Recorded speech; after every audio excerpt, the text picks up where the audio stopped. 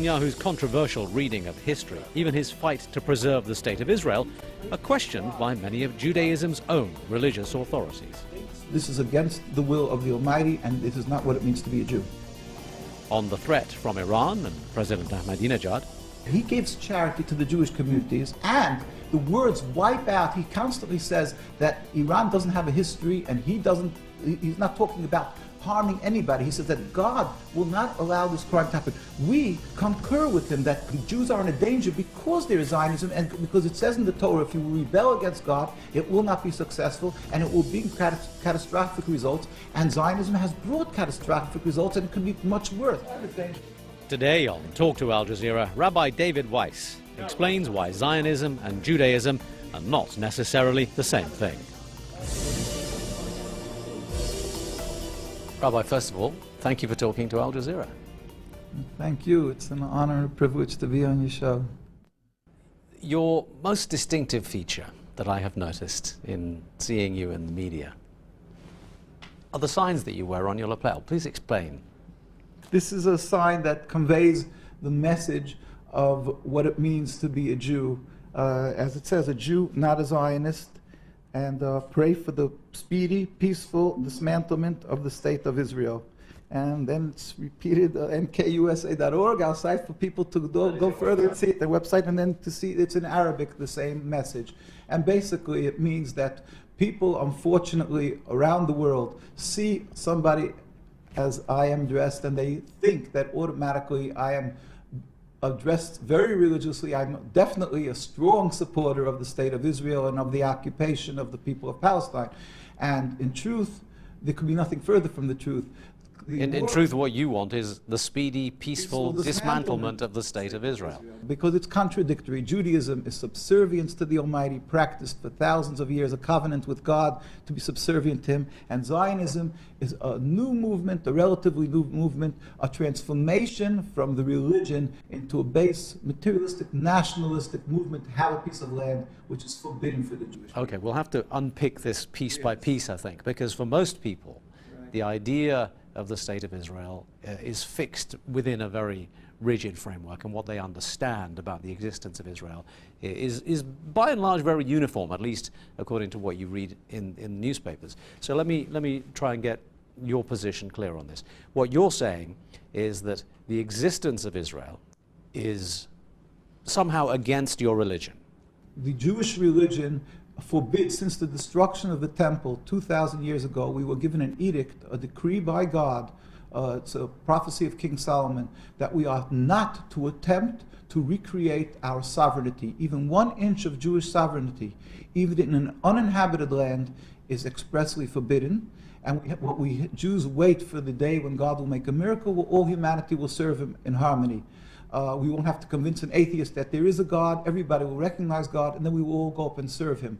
Prior to that event, we are expressly forbidden to try to attempt to make any Jewish nationalism sovereignty, and this was respected and upheld by Jews throughout the trials and tribulations of the Inquisition, the Crusades, and every time period of Judaism when they were easily capable of buying land. They never did it because they understood this is against the will of the Almighty, and it is not what it means to be a Jew. Once again, this is not an opinion that you hear expressed very often. Are you in a minority?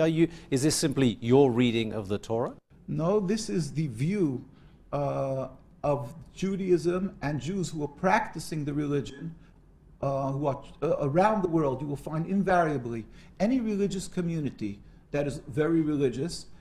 We carry around, first we have called the rabbis speak out. This is the leaders of Judaism from Sephardic, Ashkenazic, in other words, European, Middle Eastern, any country. The rabbis, when Zionism came, the concept of Zionism was developed, the Jewish rabbinical authorities universally said, no, this is forbidden for us to do. The reason being that it is not the concept of subservience to God, it's a nationalism, and in its actions, when it comes into fruition, when they created the state, the concept of stealing from people, killing, stealing, is all forbidden according to the Torah. So in every facet, Zionism is a rebellion against the command of God. But what about the argument that a lot of them make, and that is that the Bible specifically says that this land was given to the Jewish people by God, and therefore it belongs to them? That is why Zionism decided, when they're making their national home, to make it in Palestine, because really the fathers of Zionism in the 1895, in the 1890s, when they made their first meetings, they discussed making their national home in Uganda, in Patagonia, and because they were anti-religious, Theodor Herzl, Ben Gurion, well, at that time Jabotinsky, Theodor Herzl, these people detested the religion, as we have a compilation of their writings. In his own diary, Theodor Herzl wrote that Jews should convert to Christianity. That would be the solution to the Jewish problem. And it should be done in pride and music. On page 14 of his diaries, we will get to that with God's help. And he didn't circumcise his son. He openly wrote about this in the newspapers, that he's not circumcising his one son in the hands. So they detested religion. They were looking for a practical area of that they would flourish, a land that would be fruitful, and to create a land. But then they realized, practically speaking, you need a massive backing as far as money goes, and the way to get that from the world is to go to Palestine and claim that they're doing God's will, they're the beginning of God's redemption, and therefore people should support them, because in the Torah it says that God gave the Jewish people the land. But Zionism also claims exception because of the Holocaust. Now, you just attributed the phrase to Theodor Herzl, the solution to the Jewish problem, yes. And that will have raised ears all over the world, because right. That's the phrase that most people attribute to Hitler. Now, right. The idea that the Jews need a safe country in order to prevent the possibility of another Holocaust, in order to solve right. the persecution of Jews throughout millennia, is one of the founding principles of Israel. You don't think that holds any water either? The Holocaust was God's will, and we don't question God. God is compassionate and so forth, but we have to be introspective, understand why it came. We believe that God will be exacting with the punishment for the Nazis, but at the same time, to take the issue of the Holocaust and to take that and to use it to rebel against God, when God specifically told us, do not attempt to make your own state, and to use that to take the land from the Palestinian people, is taking the people that died because they were Jewish, and to sort of dig them up and use them to rebel against God. It couldn't be anything worse for these people who died as Jews. But you have to understand that the desire to be with a like community, the desire to commune with people of the same religion is a very strong one, and to have a homeland has got to be emotional feeling. But you're also saying that a defining feature of being a Jew is exile.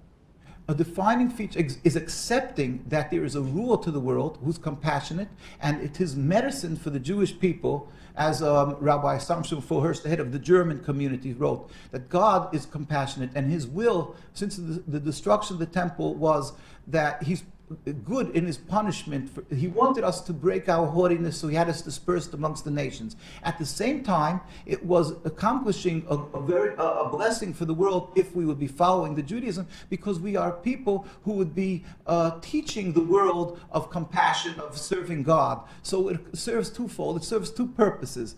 But unfortunately, if we don't do what we're supposed to be doing as Jews, it doesn't accomplish that purpose. I am not a learned scholar of matters Jewish, so I can't argue with you, but I know there are many who would. There is a strain within Israel itself, within the state of Israel, started, I think, by Rabbi Kook, perpetuated by a number of names in modern Judaism, who say, no, it's perfectly compatible with the writings of the Torah that we have a state of Israel, and in fact, it not only makes political sense, it makes religious sense too. Yeah, well, that is why I said